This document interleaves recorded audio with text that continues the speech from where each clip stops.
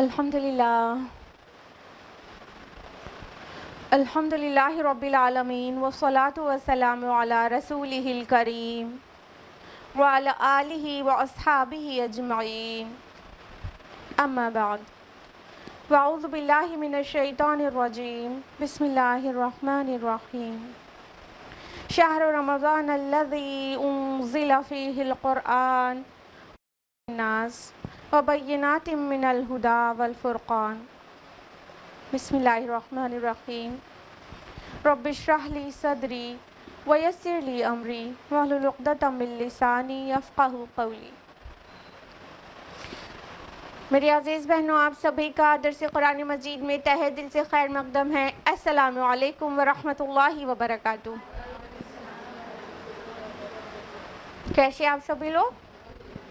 الحمدللہ۔ اللہ تعالیٰ آپ کو اچھا رکھے، بہت خوشحال رکھے، صراط مستقیم پر رکھے اور دنیا اور آخرت دونوں میں آپ کو کامیابی نوازے، آمین۔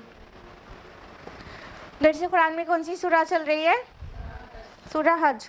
یاد ہے لاسٹ ٹائم کس آیت تک ہم لوگوں نے تفصیل سے جانا تھا؟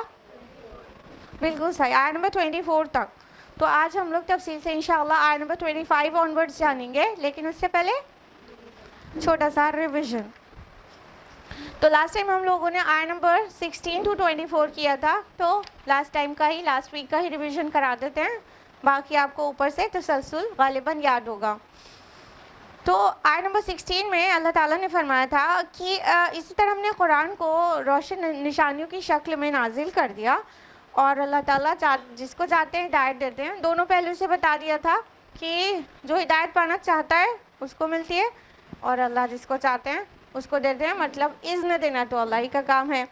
اس کے بعد اللہ تعالیٰ نے فرمایا کہ جو لوگ رسول اللہ صلی اللہ علیہ وسلم پر ایمان لائے، اور جو یہودی ہوئے، مجوسی ہوئے اور عیسائی ہوئے اور صابی ہوئے، یہ سب کے سب، اور ان لوگوں کو بھی انکلیوڈ کیا جنہوں نے شرک کیا، تو اللہ تعالیٰ فرما رہے یہ تمام گروپ آف پیپل کے درمیان اللہ تعالیٰ روز قیامت فیصلہ فرما دیں گے، اور اللہ تعالیٰ یقیناً گواہ ہیں اس چیز کے جو آپس میں یہ جھگڑا کر رہے ہیں۔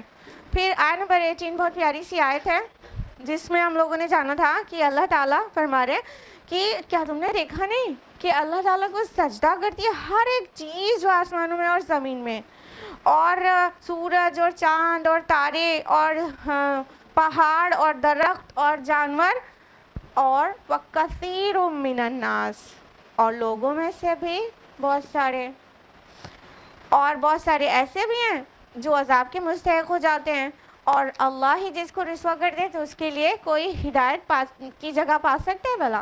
نو وے۔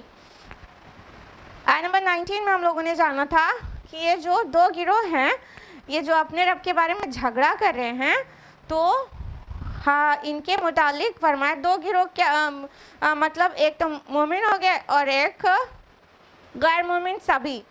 تو ان کے درمیان تو اللہ تعالیٰ مطلب روز آخرت فیصلہ فرما دیں گے، اور جنہوں نے انکار کیا، جنہوں نے کفر کیا، اللہ تعالیٰ نے واضح کہہ دیا کہ ان کے لیے تو جہنم کے کپڑے، جہنم میں آگ کے کپڑے کاٹے بچ جا چکے ہیں، اور ان کے سروں پر کھولتا ہوا پانی بہایا جائے گا۔ آپ کو بتایا تھا ہم نے کہ کپڑے کاٹے جا چکے ہیں کا مطلب کیا ہے؟ مطلب بالکل عذاب ان کے لیے تیار ہے، بس عذاب میں پہنچنے کی دیر ہے۔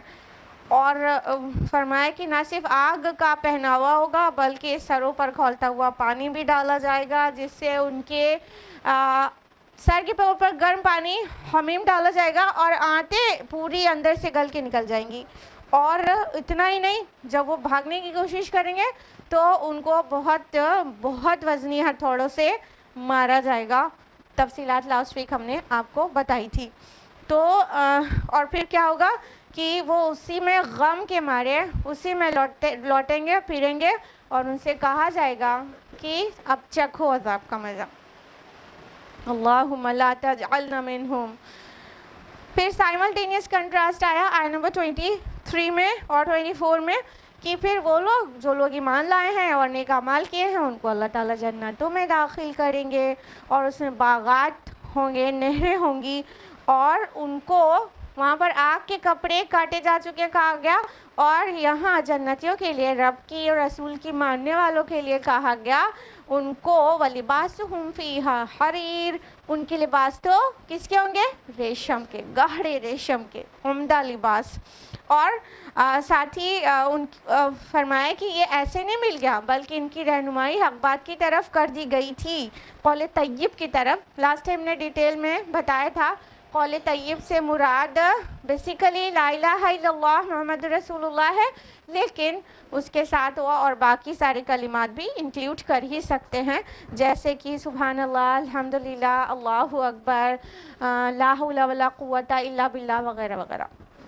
اور ان کی رہنمائی کر دی گئی تھی اس حمید کی راہ کی طرف۔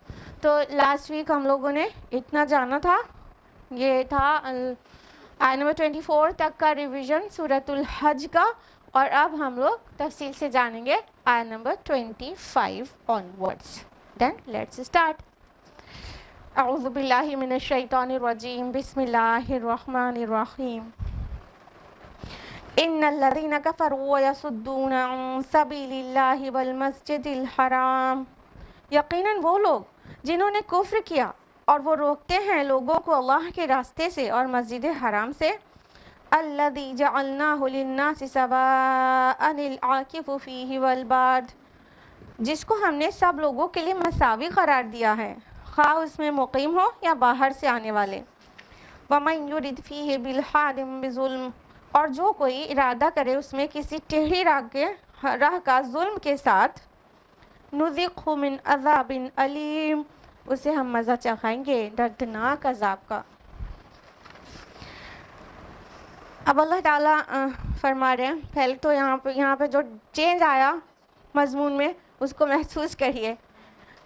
انٹروڈکشن میں سورج کے آپ لوگوں کو بہت ڈیٹیل میں ہم نے بتایا تھا کہ یہ سورہ کا مکی اور مدنی ہونے پہ ایک تو اختلاف ہے، اور جو موسٹ پرومیننٹ اوپینین ہے وہ کیا ہے کہ اس کا کچھ پورشن مکی ہے اور کچھ مدنی۔ تو ابھی لاسٹ ویک تک آپ لوگوں نے جو سنا ہے وہ پورا مکی پورشن تھا، اور اس آیت سے دیکھیے آپ کو انداز سے ہی سمجھ میں آ جائے گا آیت نمبر 25 سے کہ مناسک حج کے متعلق باتیں ہونے لگیں، جو کہ مطلب شریعت کب نازل ہوئی ہے؟ مدینہ میں نا، مکہ میں تو صرف ایمانیات پر بات ہوئی ہے، اور شریعت اور احکام شریعت خصوصاً عبادات کے متعلق احکام شریعت وہ سب کچھ مدینہ میں نازل ہوا ہے۔ تو اب یہ مناسک حج کے متعلق ڈیٹیلز آ رہی ہے اور اس کی بگننگ ایک دم سے ہو گئی ہے۔ تو یہ آیت نمبر 24 سے آیت نمبر 25 میں ایک بہت بڑا ڈفرینس آپ کو محسوس ہو رہا ہوگا۔ تو اب یہاں سے جو آیات ہیں وہ نرے مدنی نیچر کی ہیں۔ تو یہاں سے پورا رکوع آپ کو ملے گا جو حج کے متعلق تفصیلات ہیں، اور یہ حسن اتفاق ہے نا، جب ہم لوگ نے سورہ حج اسٹارٹ کی تھی تو وہ حج کا مہینہ تھا، اور ابھی ہم لوگ اگلے مہینے میں آ چکے ہیں۔ تو کیا اللہ تعالیٰ نے فرمایا آیت نمبر 25 میں کہ وہ لوگ جنہوں نے کفر کیا اور وہ روکتے ہیں لوگوں کو اللہ کے راستے سے اور مسجد حرام سے۔ آپ کو اچھی طرح پتہ ہے جب مسلمان مکہ سے مائیگریٹ کر کے مدینہ پہنچے تو مشرکین مکہ نے مسلمانوں کا مکہ آنے کا راستہ بند کر رکھا تھا، یعنی کہ کئی سال تو رسول اللہ صلی اللہ علیہ وسلم بھی اور مسلمان بھی آ نہیں سکے، لیکن آپ کو پتہ ہے کہ 6 ہجری میں عمرے کے ارادے سے نکلے تھے، تو حدیبیہ کے مقام پر ان کو روک دیا گیا اور ریٹرن کر دیا گیا۔ یہ سب چیز سے آپ لوگ بخوبی واقف ہیں کیونکہ درس سیرت بھی آپ سنتی رہتی ہیں۔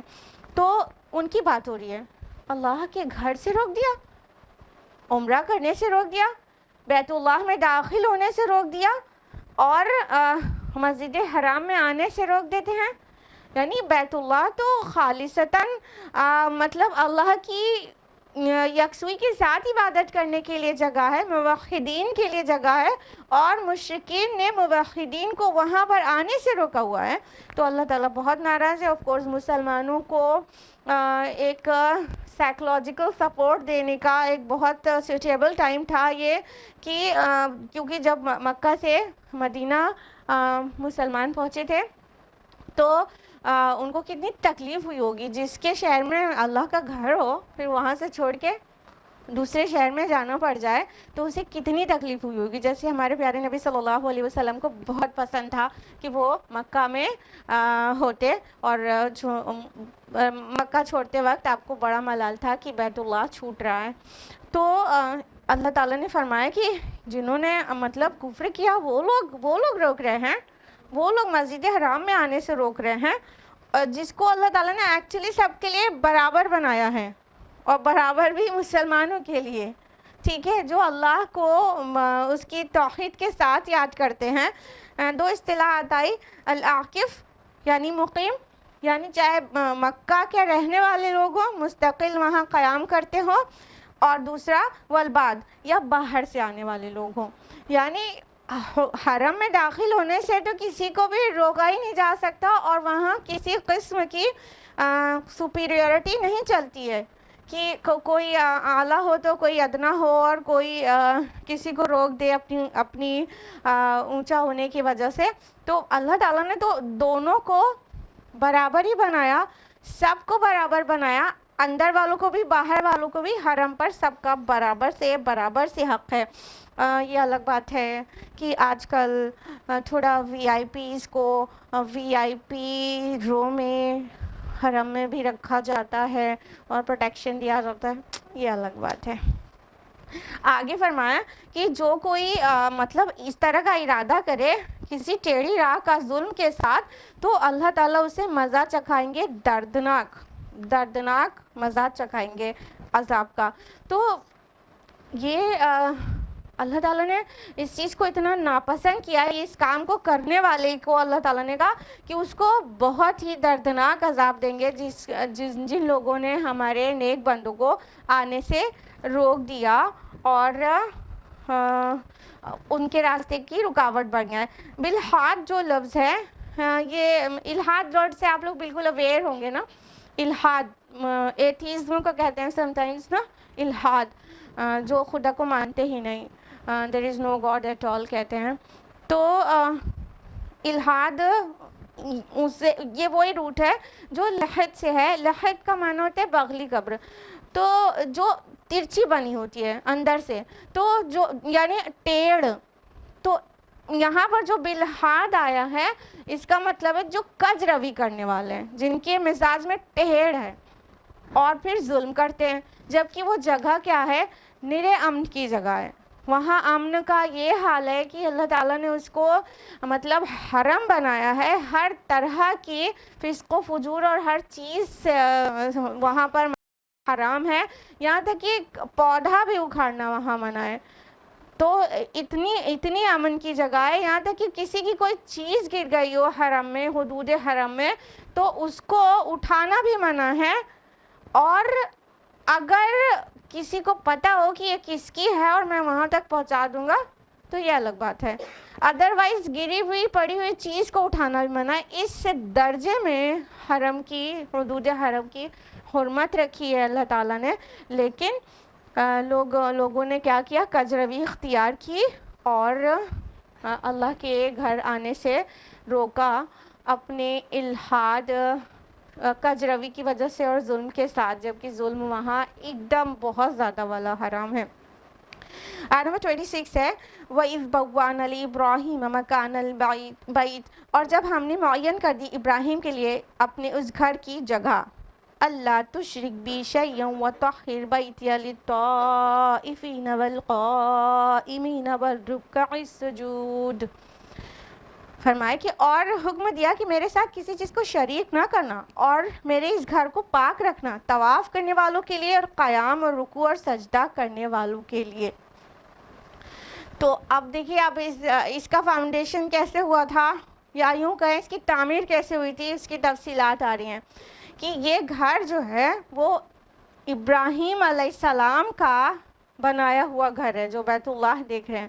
لیکن یہاں پہ جو بات نوٹ کرنے والی ہے وہ یہ کہ اللہ تعالیٰ نے فرمایا وَإِذْ بَوَّأْنَا, یہ بَوْن سے ہے جس کا معنی ہوتا ہے لوٹنا, چیزوں کو ہموار کرنا اور سازگار کرنا, برابر کرنا. تو ابراہیم علیہ السلام نے ایکچولی خانہ کعبہ کی فاؤنڈیشن نہیں رکھی تھی، فاؤنڈیشن پر اس کی تعمیر کی تھی.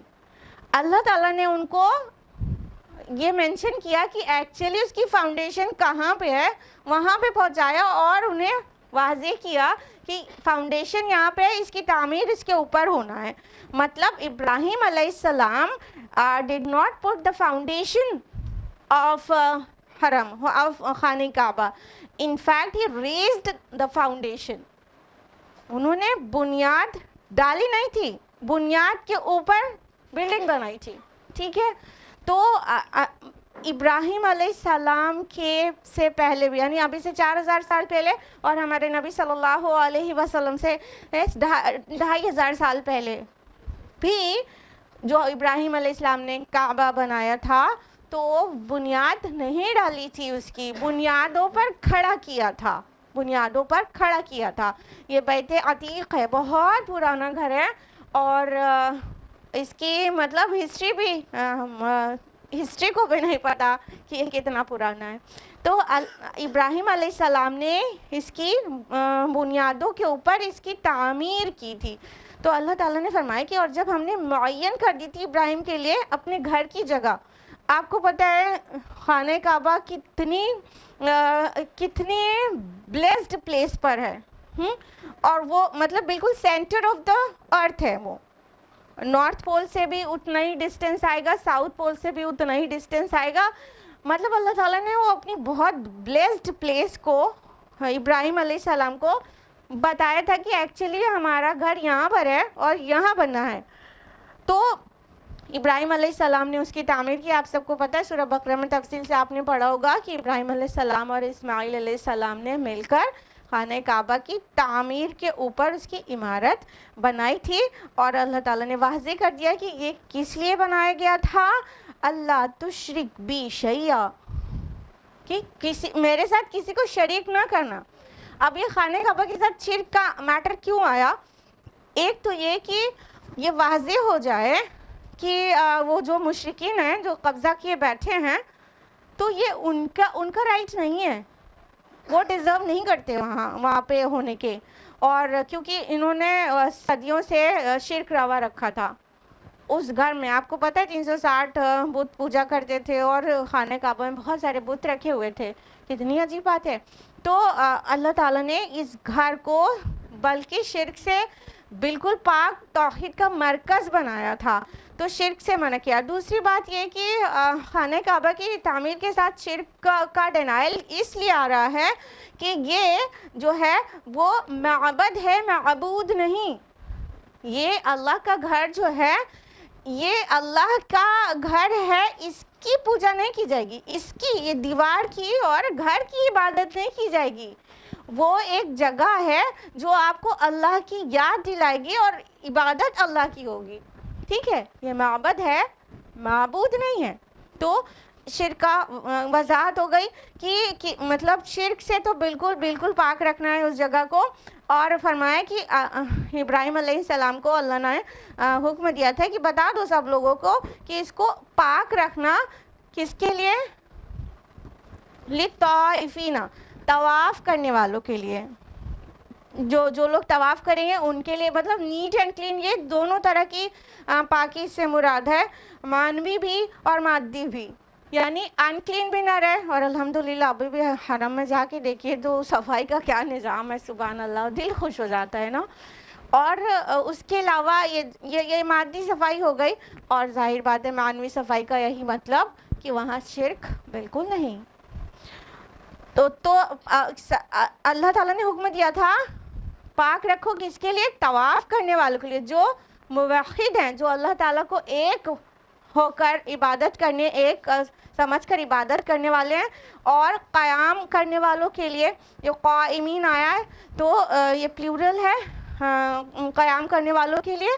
تو جو قیام کریں گے، کھڑے ہو کے نمازیں پڑھیں گے، اور رکوع اور سجدہ کرنے والے کے بعد رکوع سجود. اور رکوع سجود ایک ساتھ آیا ہے, رکوع اور سجدے کے درمیان واو نہیں آیا ہے, سیپریٹ نہیں کر رہا ہے, تو اس کا مطلب ظاہر ہے صلاح پڑھنا ہو گیا. تو جو جھکنے والے ہیں, سجدہ کرنے والے ہیں, قیام کرنے والے ہیں, یہ ساری چیز کیا ہو گئی صلاح کے متعلق. جو لوگ نمازیں پڑھیں گے اور جو لوگ طواف کریں ان کے لیے بالکل نیٹ اینڈ کلین رہنا چاہیے دونوں اعتبار سے, ٹھیک ہے, نہ مانوی نجاستیں ہوں اور نہ مادی نجاستیں ہوں وہاں پر. آیت نمبر 27 ہے وَأَذِّن فِي النَّاسِ بِالْحَجِّ, اور لوگوں میں حج کی منادی کر دو. یأتوک رجالا وعلی کل ضامر یأتین من کل فج عمیق, آئیں گے آپ کے پاس لوگ پیدل بھی اور بڑی لاغر اونٹنیوں پر بھی, اور جو پہنچیں گی دور دراز کی وادیوں میں سے ہو کر. جب ابراہیم علیہ السلام خانہ کعبہ کی تعمیر کر چکی ہے تو اللہ تعالیٰ نے ان کو حکم دیا کہ اب تم حج کی منادی کرو. سبحان اللہ. نہ ان کے پاس لاؤڈ اسپیکر, نہ ان کے پاس میڈیا آج والا جو ہم انفارمیشن ایج میں رہ رہے ہیں, ایک چیز ایک جگہ پہ بول رہے ہوتے ہیں اور ساتھ سمندر پار کوئی آرام سے سن رہا ہوتا ہے, انفیکٹ دیکھ بھی رہا ہوتا ہے نا. نہ ان کے پاس مائکرو فون, نہ ان کے پاس اس طرح کا میڈیا, اور ابراہیم علیہ السلام کو اللہ تعالیٰ نے حکم دیا کہ آپ منادی کر دو لوگ حج کے لیے آئیں. اب کیسے کیا ہوگا یہ تو اللہ تعالیٰ ہی بہتر جانے.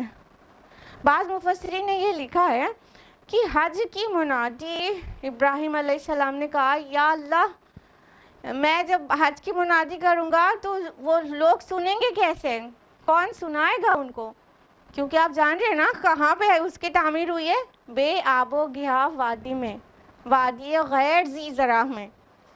نہ کوئی وہاں پودا اگ رہا ہے اور نہ کوئی پانی کا چشمہ ہے اور نہ کوئی مطلب کسی قسم کی ویجیٹیشن ہے اور نہ کوئی رہائش. آف کورس جب یہ لائف کی جو بیسک نیڈز ہیں وہ نہیں رہیں گی تو کیسے.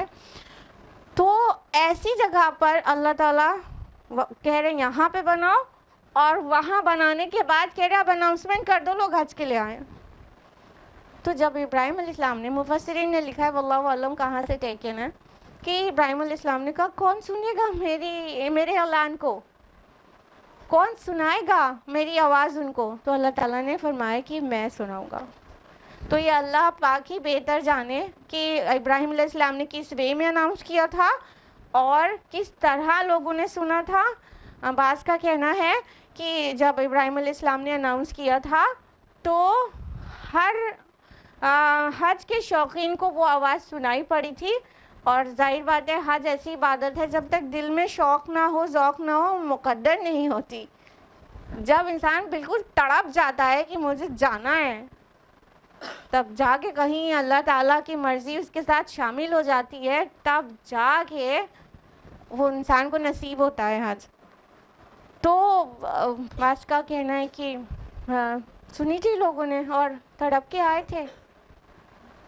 تو بہرحال یہ مختلف آراء ہیں مختلف مفسرین کی, لیکن اللہ تعالیٰ نے ان کو منادی کرنے کو بولا تو تھا.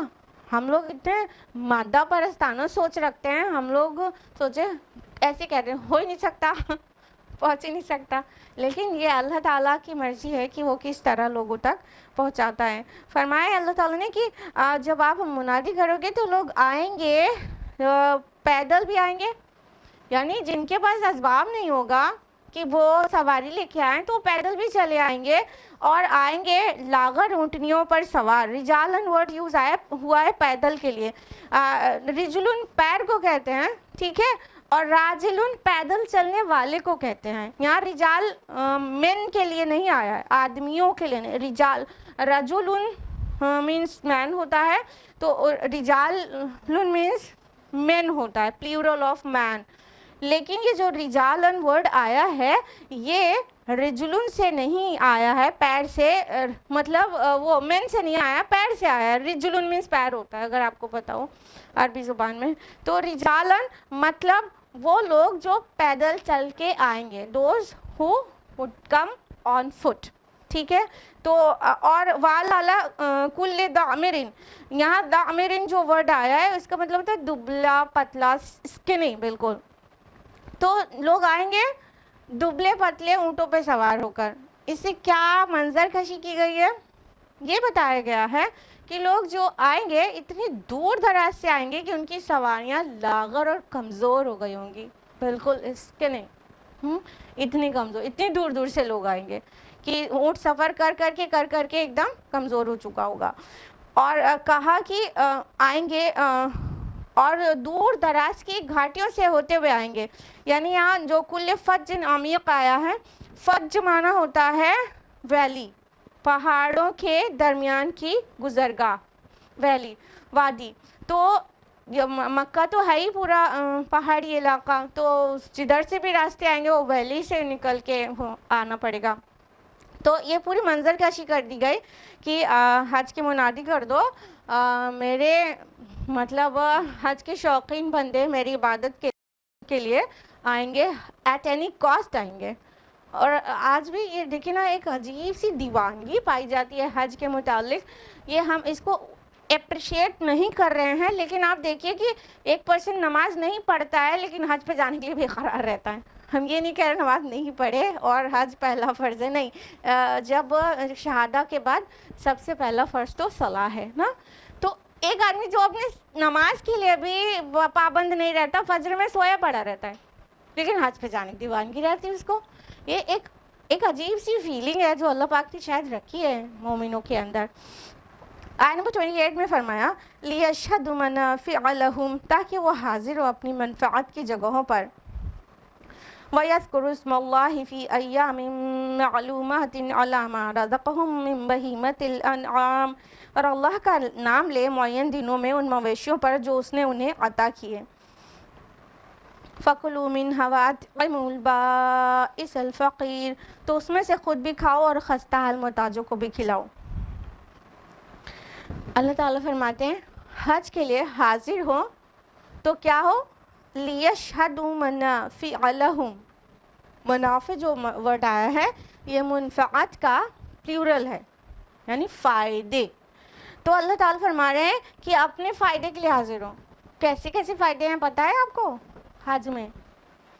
صرف دینی اور روحانی فائدے نہیں ہیں, بہت سارے مادی اور ظاہری فائدے بھی ہیں, بہت سارے. آپ نوٹ کرنے بیٹھ جائیے تو شاید آپ کی قلم رکے نا. انسان حج کے لیے جاتا ہے تو اس کو دینی فائدہ کیا کیا ہوتا ہے دیکھیے. پہلی بات تو جانے سے پہلے سب سے معافی مانگتا ہے, اپنے کو پیوریفائی کرتا ہے, اور سارے علائق دنیاوی سے الگ ہوتا ہے, اور اپنا بہت سارا مال خرچ کرتا ہے جس سے اس کا نفس پاک ہو رہا ہوتا ہے. دینی فائدے بہت سارے. اور پھر وہ جاتا ہے اور ایک عالمگیر اجتماع میں شامل ہوتا ہے. دنیا کے کس بھی لوگوں کو annual gatherings without any call, without any publicity, without any announcement and lots of publicity کہیں میسر ہی نہیں ہے. یہ دین اسلام ہے کہ حج کا مہینہ آیا اور نہ کہیں کوئی پبلسٹی ہو رہی ہے نہ اناؤنسمنٹ. اتنی بڑی gathering, millions of people گیدر together, millions of people, اور کوئی اناؤنسمنٹ نہیں, کوئی مطلب کوئی اشتہار نہیں, پہنچ جاتے ہیں سب لوگ. تو یہ اینول گیدرنگ ہے. تو جب دنیا کے ہر خطے سے لوگ پہنچتے ہیں وہاں پر تو ظاہر بات ہے کہ ایک وہ لوگ اپنے اپنے الگ الگ کلچر کو لیے پہنچتے ہیں, لوگوں کی ایک دوسرے سے ملاقات ہوتی ہے, دنیا بھر کے کلچر کا پتہ چلتا ہے. ظاہری فائدے, ساری دنیا کی زبانوں کا ایک ایکسپوجر ملتا ہے, اپیرنس کا, کلچر کا, سویلائزیشن کا, ہر چیز کا نالج بڑھ رہی ہے. اور اس کی یہ پریکٹیکل نالج ہوتی ہے. آپ 100 بار بھی پڑھیں کہ مصر کی یہ سویلائزیشن ہے تو آپ کو شاید ہے کہ یاد رہے, لیکن آپ وہاں 2-4 مصریوں سے ملیں گے تو آپ کو وہ زندگی بھر یاد رہے گا نا. تو دنیا بھر کے لوگوں سے ملنا, پھر اس کے بعد ان لوگوں ان سے اپنا کلچر کا ایک دوسرے کو ایکسچینج ہونا, جاننا, اور نہ جانے کتنے. پھر وہاں جو اللہ کا گھر دیکھنے کے بعد جو ہارٹ پیوریفائی ہوتا ہے, جو تقویٰ میں اضافہ ہوتا ہے, اور واقعتاً جس کو حج مبرور نصیب ہوتا ہے وہ واپس آنے کے بعد ایک دم بدلا ہوا انسان ہو جاتا ہے. وہ ساری غفلتیں اس کی دور ہو جاتی ہیں اور اس کی ساری بری عادتیں غائب ہو جاتی ہیں. مطلب کچھ لوگ کو نہیں بھی ہوتا, مقصد ہی نہیں سمجھتا, وہ الگ ہیں. ایسے تو صلاح کو بھی مقصد نہیں سمجھتے, نہیں اثر انداز ہوتی ان پر. اسی طرح کچھ لوگ کے اوپر حج بھی اثر انداز نہیں ہوتا جو مقصد نہیں سمجھتے اور اس مقصد کے لیے نہیں کرتے, تو نہیں فائدہ ہوتا ان کو. لیکن جو مقصد کو سمجھتا ہے اور پوری روحانیت کے ساتھ مناسک حج کو ادا کرتا ہے تو وہ اس کو یہ فائدہ ضرور ملتا ہے. ایک تو عند اللہ حج مبرور ہو جاتا ہے, اس کا قبول حج. دوسرا واپس آنے کے بعد وہ بہت بدل جاتا ہے. تو حج کے جو منافع ہیں وہ بالکل مطلب لمٹ لیس ہیں. ایک نماز کا جو ثواب دوسری جگہ پر ہے اسے 1,00,000 گنا ملٹیپلائی کر دیا جاتا ہے. حرم میں پڑھیں گے, ہاں, 1 رکعت حرم میں پڑھیں جو وہ 1,00,000 رکعتیں آپ یہاں پہ پڑھیں گے تو اس کے برابر ہے, 1,00,000 گنا ثواب بڑھ جاتا ہے. منافع کا تو بالکل لمٹ ہی نہیں ہے. اور خواتین کے لیے حج کو جہاد کہا گیا. کیوں؟ اس میں بہت سارے ریزنس ہیں. ایک یہ بھی کہ کہاں خواتین کو گھر کے چولہے چوکے سے کبھی نکلنے کا موقع آتا ہے لیکن حج کے لیے جاتی ہیں, ہاں, نکلتی ہیں اپنے گھروں سے, وہ بھی لوگوں سے ملتی ہیں, ہاں, وہ بھی مشقتیں برداشت کرتی ہیں, ان کا بھی ایمان ریز ہوتا ہے. بہت سارے اور ریزنز ہیں جو حج کو اللہ کے رسول نے خواتین کے لیے ان کا جہاد کا ہے. تو اس میں ہم نے آپ کو ایک ریزن یہ الگ سا بتایا. تو جو اس کے فوائد ہیں, منافع ہیں, اس کا تو لسٹ آپ بناتے بناتے تھک جائیں. اور فرمایا کہ جو اور اللہ کا نام لے معین دنوں میں, یعنی یہ جو ایام معدودات یہاں پہ الفاظ آئے ہیں اکثر مفسرین کے نزدیک یہ یوم النحر یعنی 10ویں ذو الحجہ اور 11 اور 12 تاریخ کے لیے ہیں. اور کہا کہ ان میں مویشی جو عطا کیے گئے ہیں ان کے اوپر نام لیں. اس سے صاف پتہ چلا کہ قربانی کے لیے اللہ کا نام لینا ضروری ہے, اور جس قربانی پر اللہ کا نام نہ لیا جائے تو ظاہر ہے وہ حلال نہیں ہوگی. اور اس قربانی کے لیے کہا خود بھی کھائیں لوگ اور خستہ حال محتاج کو بھی کھلائیں. اس سے کیا پتہ چلا؟ قربانی کے گوشت کو کھانے میں کوئی قباحت ہم کو محسوس نہیں کرنی چاہیے. آپ نے کبھی لوگوں کے بارے میں سنا ہوگا, ہم نے سنا ہے, جانتے بھی ہیں, قربانی کا گوشت نہیں کھاتے ہیں نا, مارکیٹ سے خریدا ہوا کھاتے ہیں, گھر میں ہی قربانی ہوتی تو نہیں کھاتے ہیں. یہ گندی بات ہے. مستحب ہے. تو مفسرین میں تو اس میں فقہاء میں تو اس میں اختلاف ہے کہ خود کھانا اور مسکین کو کھلانا, کوئی چیز کو ایک دونوں کو فرض کہتے ہیں, ایک کو فرض دوسرے کو مستحب کہتے ہیں, دونوں کو مستحب کہتے ہیں. امام ابو حنیفہ دونوں چیز کو مستحب کہتے ہیں, خود بھی کھانے کو مستحب اور فقراء کو کھلانے کو بھی مستحب. تو بہرحال یہ زیادہ پرومیننٹ اوپینین ہے کہ مستحب ہے کھانا, تو خود بھی کھانا چاہیے اور مسکین کو بھی کھلانا چاہیے. اب یہاں پہ ایک چیز آپ لوگ سوچ رہے ہوں گے, تو یعنی خود کھانا چاہیے, مسکین کو کھلانا چاہیے اور رشتہ داروں پڑوسیوں کو نہیں دینا چاہیے کیا؟ ہم لوگ تو دے دیتے ہیں. تو ہمیں صحابہ کے عمل سے پتہ چلے گا کہ نہیں, رشتہ داروں کو بھی جو مسکین نہیں ہیں ان کو بھی دے سکتے ہیں ہدیے کے طور پر. اور صحابہ کا یہی عمل تھا. ابن مسعود رضی اللہ عنہ یہ تینوں طرح سے ڈویژن کرنے کے لیے بولتے تھے, اور ابن عمر رضی اللہ عنہ وہ اس طرح عمل کرتے تھے کہ جو قربانی کا گوشت ہوتا تو وہ پریفر کرتے کہ 1/3 خود کھائیں, 1/3 نیبرز کو دیں اور 1/3 مساکین کو دیں, غریبوں کو دیں. تو ان سبھی کو دیا جا سکتا ہے. تو وہ قابل لوگ انورٹڈ کاماس جو کہتے ہیں قربانی قرآن میں کہاں مذکورہ ہے ہی نہیں قرآن میں, تو ان کو یہ آیت پڑھ لینی چاہیے. آیت نمبر 29, ثم لیعقدوا تفشہم, پھر چاہیے کہ وہ دور کرے اپنے میل کچیل. وَلْيُوفُوا نُذُورَهُمْ وَلْيَطَّوَّفُوا بِالْبَيْتِ الْعَتِيقِ, اور اپنی نظریں پوری کریں اور اس قدیم گھر کا طواف کریں. اب احرام کی جو پابندیاں ہیں اس سے باہر آنے کا ذکر ہو رہا ہے. 10 ذو الحجہ کو 4 اعمال فرض ہیں. ایک تو رمی جمار, دوسرا نحر یعنی قربانی, تیسرا حلق اور چوتھا طواف. یہ 4 چیزیں 10 ذوالحجہ کو کرنا فرض ہے. جب یہ چاروں چیزوں سے فارغ ہو جائیں تو اب احرام کی جو پابندیاں تھیں اس سے باہر آنے کی اجازت اسے دے دی گئی. تو احرام میں جو جتنی چیزیں منع تھیں، نہ ناخن کتر سکتے ہیں، نہ بال کتر سکتے ہیں، نہ خوشبو لگا سکتے ہیں، نہ مطلب پاکی حاصل کر سکتے ہیں اس قسم کی، تو کہا گیا تو اب یعنی 10 ذوالحجہ کو اب احرام کی جو پابندیاں اس سے باہر آئیں اور اپنے میل کچیل دور کریں. تو میل کچیل ظاہر ہے سب طرح کا ہو جاتا ہے. کون کون سا میل کچیل ہو جاتا ہے؟ جو یہاں پہ تفس ورڈ آیا ہے، تفسہم، تو تفس جو ورڈ آیا ہے اس سب طرح کے گندگیوں کو کہتے ہیں جو مٹی کی وجہ سے ہو گئی ہو، یعنی احرام پہ رہے، چینج نہیں کر رہے کچھ، اور جو ارکان ادا کرنا ہے مناسک حج، اس میں نہ جانے کتنی دھول مٹی لباس پر آئے گی. لباس اس وقت تو احرامی ہے، تو اس مٹی سے جو گندگی مٹی پڑنے سے آ رہی ہے، گندگی دھول سے، وہ بھی تفس ہے. اور جو میل کچیل باڈی پہ جم رہا ہے وہ بھی تفس ہے. اور یہ جو ناخن وغیرہ بڑھ جاتے ہیں جس کی پابندی ہے حالت احرام میں نہیں کاٹنے کی، تو وہ بھی میل کچیل ہے. یہ سارے طرح کے میل کچیل اب دور کر سکتے ہیں، یعنی کہ وہ احرام کی پابندیاں ان سے ہٹا لی گئی اور اب اپنی نظریں پوری کریں. یعنی نظر جانتے ہیں کس چیز کو کہتے ہیں؟ بتائیے آپ لوگ، نظر کس چیز کو کہتے ہیں؟ نظر ماننا بہت سنا ہوگا، مانتے ہوں گے، بتائیے. جس کو منت نہیں کہتے آپ لوگ، ہاں. تو نظر ایسی فرضیت کو کہتے ہیں جو انسان نے خود اپنے اوپر کر لی ہو اور اللہ تعالیٰ کی طرف سے حکم نہ ہو.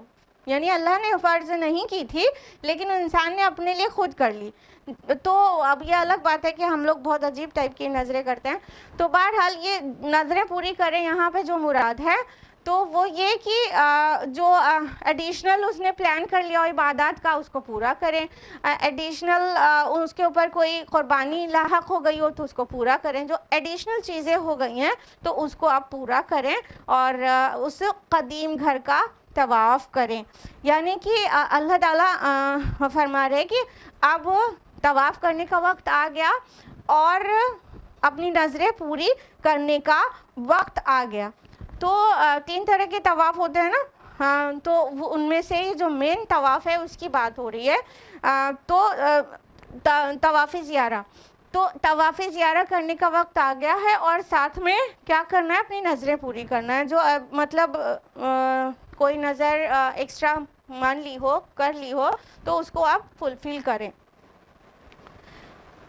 اور فرمایا اور اس بیت العتیق جو آیا اس قدیم گھر کا طواف کریں. تو عتیق لفظ وہ خانہ کعبہ کے لیے کیوں آتا ہے بیت العتیق؟ عتیق کے کئی معنی ہوتے ہیں اسلام میں. تو بیت العتیق کا ایک تو معنی ہوا قدیم گھر، بہت پرانا، اینشنٹ ہاؤس، جو مطلب بہت پرانا ہو. تو ہم نے ابھی آپ کو بتایا کہ تاریخ خود عاجز ہے کہ اس کی تاریخ کیا ہے حرم کی، ٹھیک ہے. تو وہ قدیم گھر ہے، ڈاؤٹ ہی نہیں ہے. اس کے علاوہ بیت العتیق کا ایک معنی ہوتا ہے معزز و مکرم گھر، ٹھیک ہے. تو وہ معزز ہے اور وہ مکرم ہے. بیت العتیق کا معنی محفوظ گھر بھی ہوتا ہے. تو وہ محفوظ ہے، آپ کو پتہ ہے کہ وہاں پر کسی بھی قسم کی ظلم، وہاں کسی بھی قسم کے ناجائز چیزیں بالکل منع ہے. اور اس کے علاوہ ڈسٹریکشن سے بھی وہ گھر محفوظ ہے. اور خانہ کعبہ کو یاجوج ماجوج بھی نہیں منہدم کر پائیں گے. صرف ایک دم قرب قیامت میں خانہ کعبہ ڈھایا جائے گا. اللہ کے نبی کی حدیث ہے نا کہ میں دیکھ رہا ہوں ایک حبشی، کالا حبشی، وہ جو چھوٹی پنڈلیوں والا ہے، وہ خانہ کعبہ کو گرا رہا ہے. یعنی رسول اللہ صلی اللہ علیہ وسلم کو دکھا دیا گیا وہ کون تھا، ٹھیک ہے. وہ بالکل قرب قیامت ہی یہ ہوگا، ادروائز یاجوج ماجوج بھی حدود حرم میں داخل نہیں ہو پائیں گے اور خانہ کعبہ کو نقصان نہیں پہنچا پائیں گے. تو یہ اس کا یہ بھی مطلب ہو گیا کہ وہ بہت ہی محفوظ گھر ہے. اور آزاد گھر بھی کہہ سکتے ہیں بیت العتیق کو. کیونکہ وہ آزاد ہے، وہ کبھی بھی اس طرح سے مطلب اس کے اوپر کسی کا قبضہ نہیں ہو پایا ہے کبھی بھی، تو اس لیے وہ آزاد گھر بھی ہے۔ تو بیت العتیق کے بہت سارے معنی ہوتے ہیں اور وہ سارے ہی معنی سوٹیبل ہیں خانہ کعبہ کے لیے، تو فرمایا اس کا طواف کرے۔ آیت نمبر 30 ہے ذَلِكَ وَمَن يُعَظِّمْ حُرُمَاتِ اللَّهِ فَهُوَ خَبَرُ اللَّهُ عِندَ رَبِّهِ، یہ سن چکے۔ اور جو کوئی تعظیم کرے اللہ کی حرمتوں کی تو اس کے لیے بہتر ہے اس کے رب کے نزدیک۔ وَأُحِلَّتْ لَكُمُ الْأَنْعَامُ إِلَّا مَا يُتْلَىٰ عَلَيْكُمْ، اور حلال کر دیے گئے تمہارے لیے تمام چوپائے سوائے اس کے جو تمہیں پڑھ کر سنا دیے گئے۔ فَاجْتَنِبُوا الرِّجْسَ مِنَ الْأَوْثَانِ وَاجْتَنِبُوا قَوْلَ الزُّورِ، تو تم بچو بتوں کی گندگی سے اور بچو جھوٹی بات سے۔ اب اللہ سبحانہ تعالیٰ فردر فرما رہے ہیں کہ یہ تو ڈیٹیلز تو مناسک حج کے بارے میں تم نے جان لیا، سن لیا، اب تم جان لو کہ اگر حرمات اللہ کی جو کوئی تعظیم کرے گا تو وہ اسی کے لیے بہتر ہے اس کے رب کے نزدیک، یعنی وہ ذریعہ بنے گا اپنے رب کا قرب پانے کا۔ اب حرمات اللہ کیا ہیں؟ حرمت والی چیزیں کیا ہیں؟ تو حرمت، پہلی بات تو اس کا معنی سمجھنا چاہیے۔ حرام کس کو کہتے ہیں؟ پروہیبیٹڈ تھنگس کو، جو منع ہوتی ہے، حرام وہ چیزیں کہتے ہیں۔ حرمت بھی وہی ہے کہ کوئی بھی طرح کا ظلم، زیادتی اور کسی قسم کی بھی نیگیٹو چیزیں جہاں پر منع ہو، تو یہ حرمات اللہ ہے۔ تو اللہ کی حرمات بہت ساری چیزیں ہیں، اس کو وہ ساری چیزیں ہیں جو کہ اللہ تعالیٰ کے تقرب کے لیے اور اس کی طرف محبت کے لیے اللہ کی جانب منسوب ہوتی ہیں۔ وہ ساری چیزیں جو محبت اور تقرب کے لیے اللہ کی طرف منسوب کی جائیں وہ حرمات اللہ ہیں۔ کیا کیا چیزیں؟ اول تو خانہ کعبہ ہو گیا، یہ حرمت والا گھر ہے، ہر نیگیٹو چیز وہاں بالکل حرام ہے، اور وہ بالکل مطلب اسی لیے اس کی حرمت ہے۔ جس چیز کی تعظیم کرتے ہیں اس کی کہتے ہیں نا حرمت، کیونکہ اس کی تعظیم کرنا ہے، اس کے ساتھ کوئی چھیڑ چھاڑ نہیں کرنا ہے۔ تو اور کیا ہے؟ پورا ہی مطلب مسجد حرام، اس کے علاوہ البلد الحرام، پورا مکہ شہر، وہ بھی حرمت والا شہر ہے۔ ہاں، اس کے علاوہ الشہر الحرام، یعنی حرمت والے مہینے کتنے ہیں؟ 4 ہیں، ٹھیک ہے۔ اس کے علاوہ المشعر الحرام، یعنی مکانی اعتبار سے مزدلفہ، وہ بھی حرمت والی جگہ ہے۔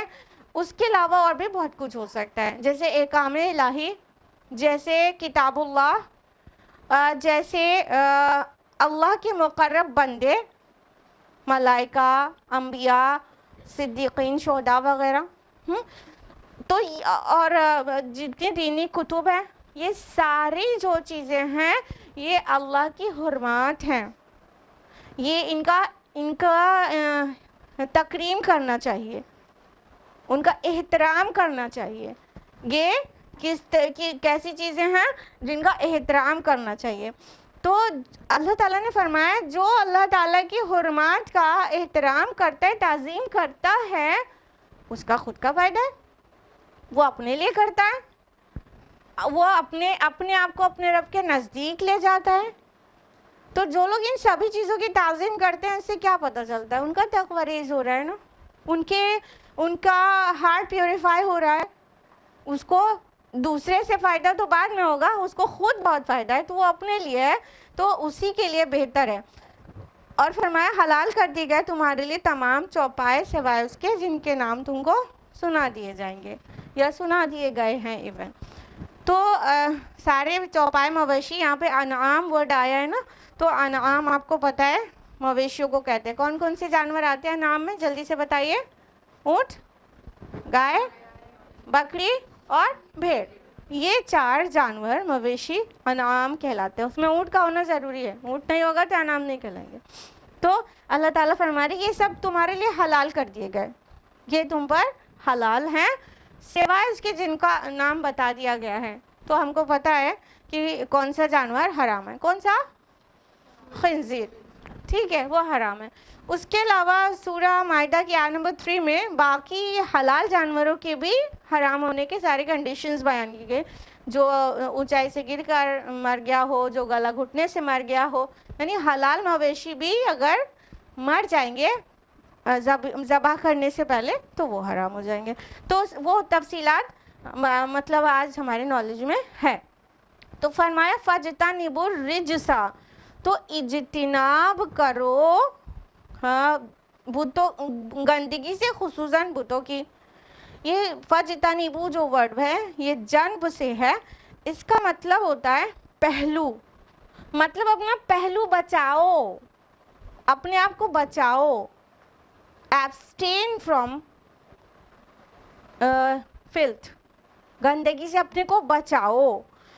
और रिजस मतलब गंदगी, मिनल औसान, औसान जो वर्ड आया है वो वस्न का प्लूरल है। तो वस्न किसको कहते हैं, स्टेचू को, मूर्ति को, बुत को, ठीक है। लेकिन एक लफ्ज़ और आता है इसके लिए, वो है सनम।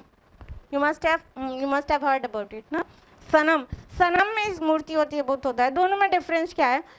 ये जो वस्न है, जो यहाँ पे वर्ड आया औसान, इसका प्लूरल, वस्न एंशंट स्टेच्यू को कहते हैं, यूजुअली पत्थर की मूर्ति को, ठीक है। और जो सनम है, सनम किसी भी मैन्युफैक्चर्ड आइडल्स को कहते हैं, जो कि लकड़ी की भी हो सकती है, सोने चांदी की भी हो सकती है, किसी मेटल की हो सकती है। अब तो वो उसकी भी होती है, मिट्टी की, कांच की, ठीक है। तो वो जो है वो सनम है और वो मैन्युफैक्चर्ड है। दोनों में एक और डिफरेंस कर सकते हैं अगर चाहें, वो ये कि देखिए दो तरह के मूर्तियाँ पूजी जाती हैं।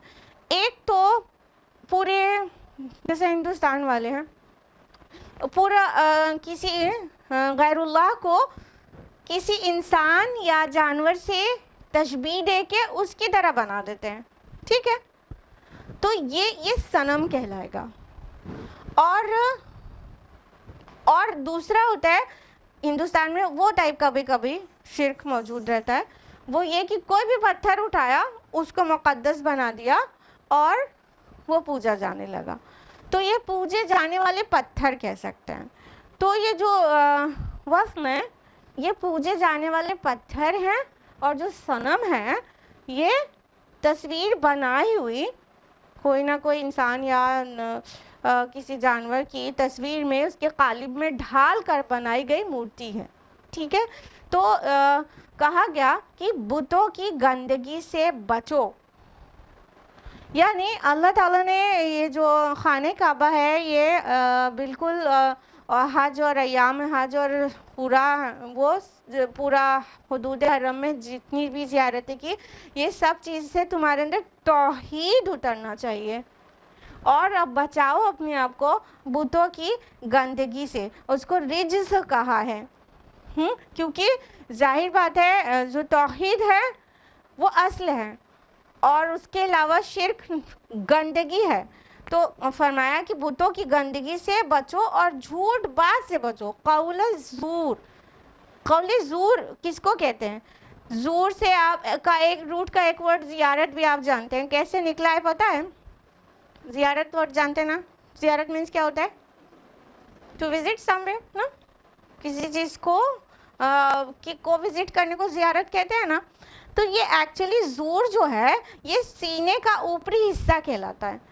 तो जब हम किसी से मिलते हैं तो सामने से मिलते हैं ना, गले लगते हैं, सामने से मिलते हैं कि पीठ घुमा कर मिलते हैं।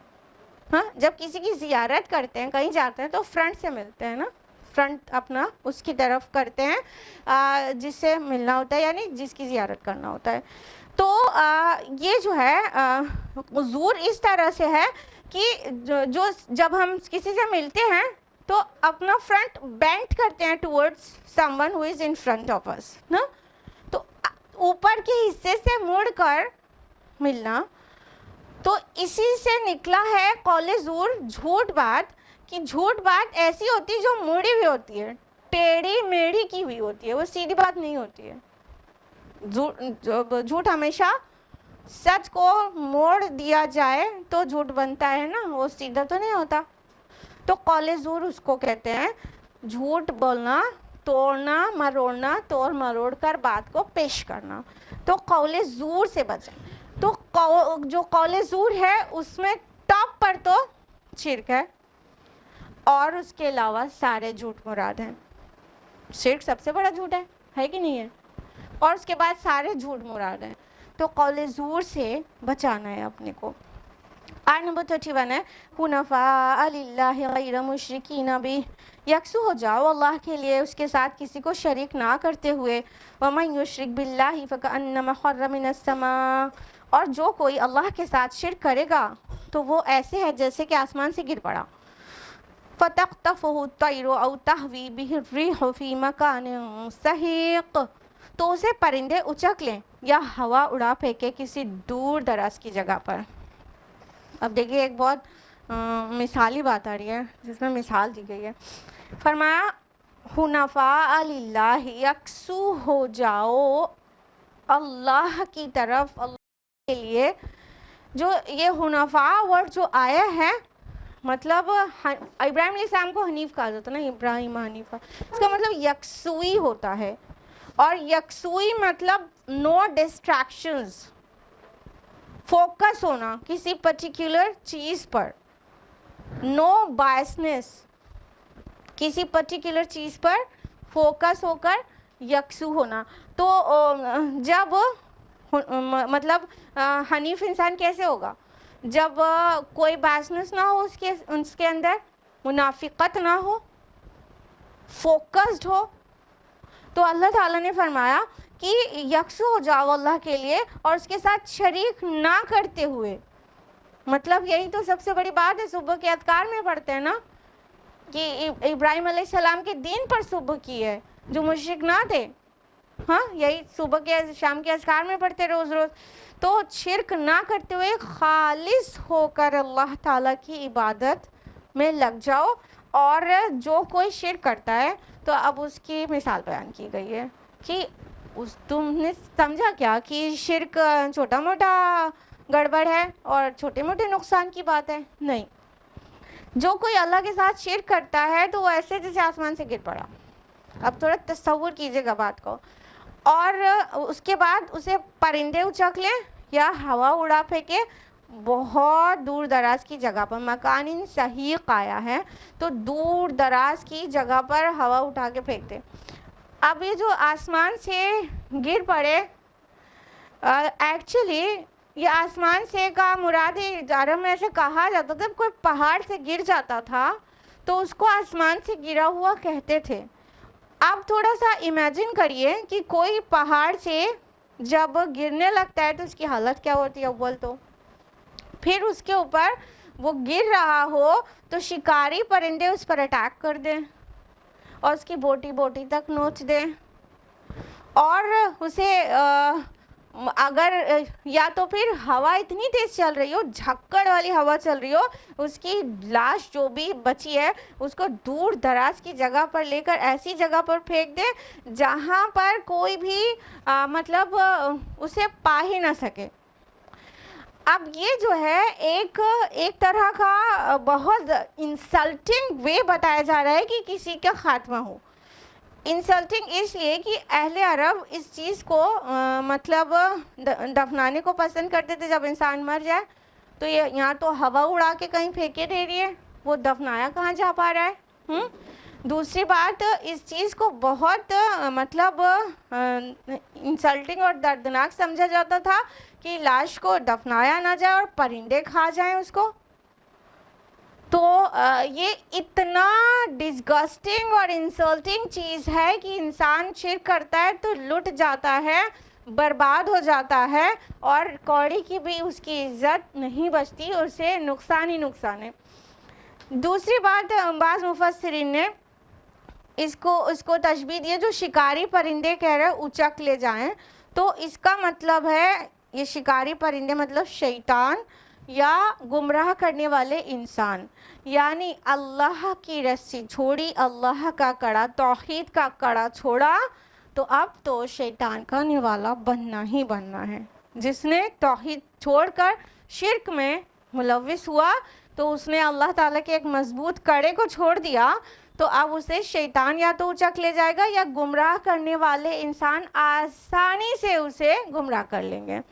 اور یہ جو ہوا کا جو جھکڑ والی ہوا اسے اڑا لے جائے، تو اس سے مراد لیا ہے بعض مفسرین نے نفس سے۔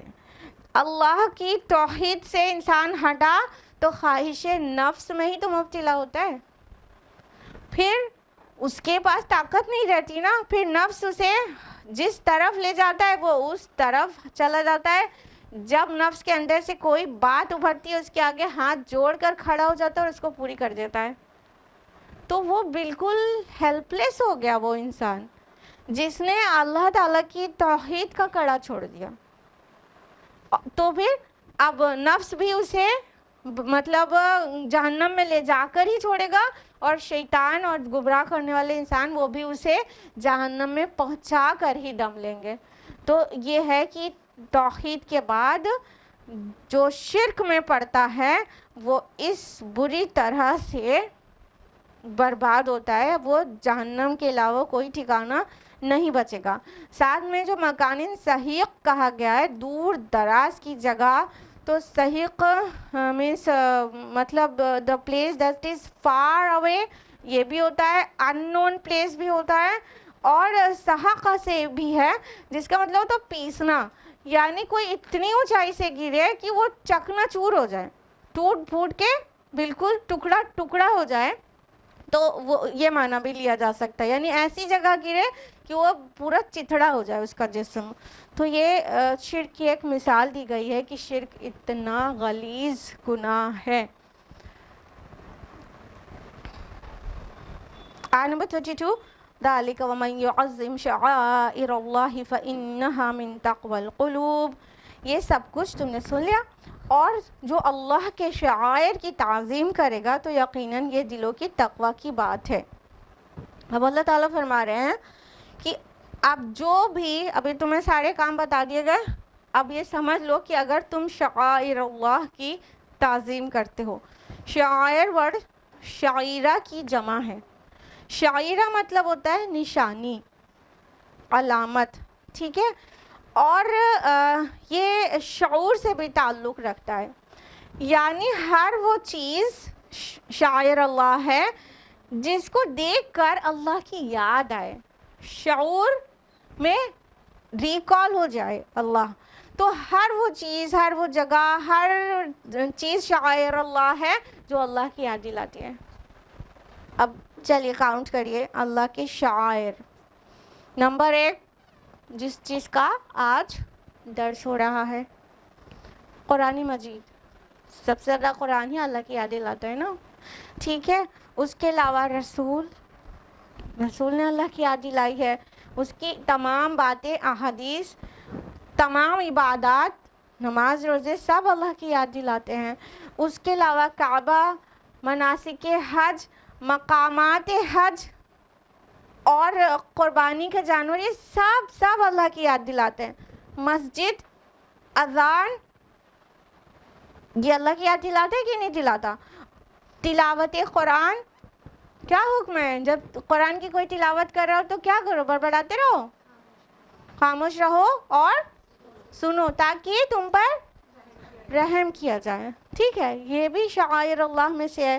حرام مہینے اللہ کی یاد دلاتے ہیں، ایام حج، یہ ساری چیزیں شعائر اللہ ہیں۔ اور مقامات کی بسا، وہ سارے مقامات جو ذہن میں ایک پورے پکچر چلا دیں، جیسے جو مقامات مناسک حج ہیں، جب وہاں سے انسان گزرتا ہے تو کیا ہوتا ہے؟ ابراہیم علیہ السلام کی یاد آتی ہے، رسول اللہ صلی اللہ علیہ وسلم کی یاد آتی ہے، تو وہ سب اللہ کے شعائر ہیں۔ تو اللہ کے شعائر کی تعظیم کرنے کی ضرورت ہے، جو بھی چیز اللہ کی یاد دلاتی ہے اس کی تعظیم کرنے کی ضرورت ہے، اور سب کی تعظیم آپ سمجھ ہی رہے ہیں، قرآن کی تعظیم کیا ہے ایکچولی، اور قرآن کی ریڈنگ ریسیٹیشن کی تعظیم کیا ہے، اور اذان کی تعظیم آپ سمجھ ہی رہے ہیں بالکل آرام سے۔ اور جو مقامات ہیں ان کی تعظیم کیا ہے, مساجد ہیں ان کی تعظیم کیا ہے, آپ کو پتہ ہے. وہاں پہ بیٹھ کے نہ ہی بزنس ڈسکشن ہونا چاہیے مساجد میں, اور نہ ہی مطلب قول زور ہونا چاہیے, وہاں پر ذکر اللہ ہی ہونا چاہیے. تو ہر ایک شاعر اللہ کی تعظیم کی ضرورت ہے. اور صفا اور مروہ کو بھی اللہ تعالیٰ نے شاعر اللہ کا نا سورہ بقرہ کے آیت نمبر 158 میں ان الصفا والمروہ من شعائر اللہ, ٹھیک ہے. تو وہ صفا مروہ بھی اللہ کے شاعر میں سے ہے. تو جو اب یہاں پہ غور کرنے کی بات کیا ہے, شاعر اللہ کی جو تعظیم کرتا ہے نا, وہ اس کا خود کا تقوی بڑھتا ہے. وہ کسی کو کچھ بینیفٹ نہیں دے رہا, اس کا خود کے تقوی کی پرورش ہوتی ہے. اور تقوی القلوب سے یہ پتہ چل رہا ہے تقوی ایکچولی دل میں ہوتا ہے. التقوی ہا ہونا, ماشاء اللہ, التقوی ہا ہونا, التقوی ہا ہونا, تقوی یہاں ہے تو اس کا تقوی بڑھتا ہے. آیت نمبر 33 ہے لَكُمْ فِيهَا مَنَافِعُ إِلَىٰ أَجَلٍ مُّسَمًّى, تمہارے لیے ان میں یعنی قربانی کے جانوروں میں نفع ہے ایک وقت معین تک. ثُمَّ مَحِلُّهَا إِلَى الْبَيْتِ الْعَتِيقِ, پھر ان کی اصل منزل یہ قدیم گھر ہی ہے. اب فرمائے کہ قربانی کے جانور سے تمہیں کوئی فائدہ لینا ہو تو لے سکتے ہو, یعنی قربانی کے جانور پہ بار برداری کرنا, لوڈ کیری کرانا اس سے پرمیسیبل ہے. اس کا اون استعمال کیا جا سکتا ہے, اس کا دودھ استعمال کیا جا سکتا ہے, اس پہ سوار ہو کے چلا جا سکتا ہے, کوئی مسئلہ نہیں ہے, ٹھیک ہے. اور کہا پھر اس کی اصل منزل تو قدیم گھر ہی ہے. بیت العتیق کے بارے میں ابھی ہم نے آپ کو تفصیل سے بتایا. تو یہ جو کہا جا رہا ہے اصل گھر, وہ کیا ہے, جس کو بول کر کل مراد لیا گیا, یعنی خانہ کعبہ اس کے اندر نہیں, وہاں پہ جا کے قربان نہیں کرنا ہے. یہ حدود حرم کی بات ہو رہی ہے, ٹھیک ہے. وہ تو حرم تک ہی لے جانا ہے, خانہ کعبہ کے اندر لے جا کے قربانی نہیں کرنا ہے. ایک رکو مکمل ہوا آیت نمبر 33 تک. آج یہیں پر رکیں گے. اللہ تعالیٰ سے دعا ہے کہ وہ ہم سبھی کو قرآن مجید پڑھنے, سمجھنے, غور و فکر کرنے, عمل کرنے اور دوسروں تک پہنچانے کی توفیق عطا فرمائے, آمین. وآخر دعوانا ان الحمد للہ رب العالمین, والسلام علیکم ورحمۃ اللہ وبرکاتہ.